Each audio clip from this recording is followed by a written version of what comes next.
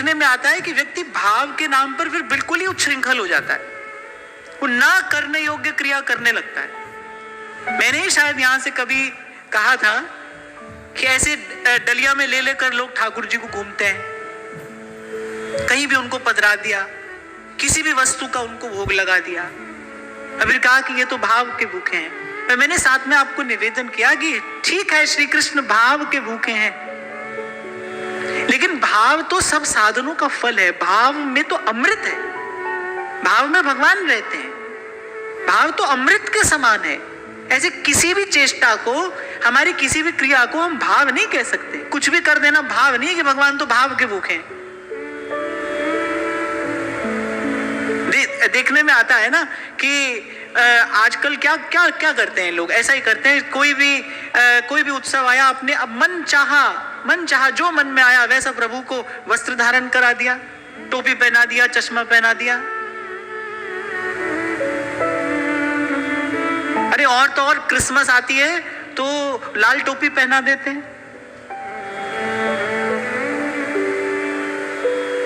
और फिर उसको सोशल मीडिया पे सेलिब्रेट और करते हैं, पूरी दुनिया को दिखाते हैं।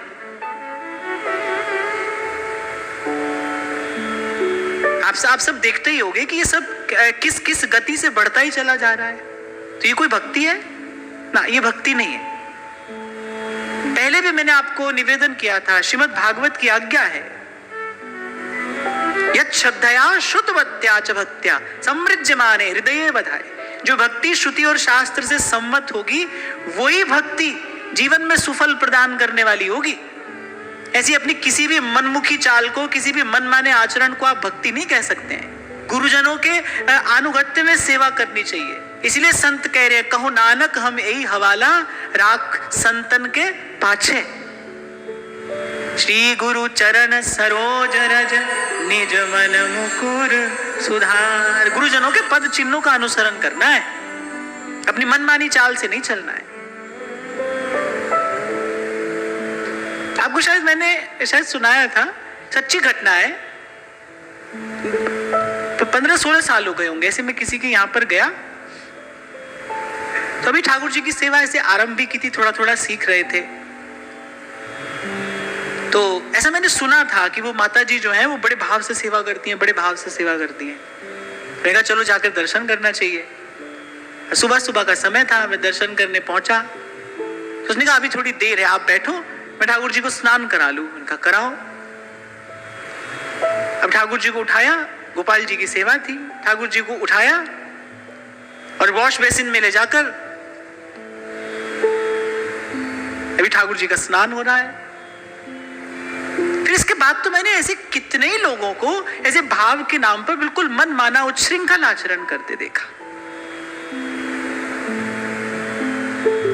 मैं फिर आपको कहूं, भगवान अपनी कृपा से सुलभ हैं, लेकिन वो सस्ते नहीं हैं, वो सुलभ हैं। उनकी कृपा से वो आपको मुझे सुलभ हो गए हैं। आचार्यों की कृपा से हमको सेवा मिल गई है। हम किसी भी प्रकार से योग्य थोड़ी हैं। कौन सा निंदित और गर्हित कर्म ऐसा है जो हम इन हाथों से नहीं करते हैं?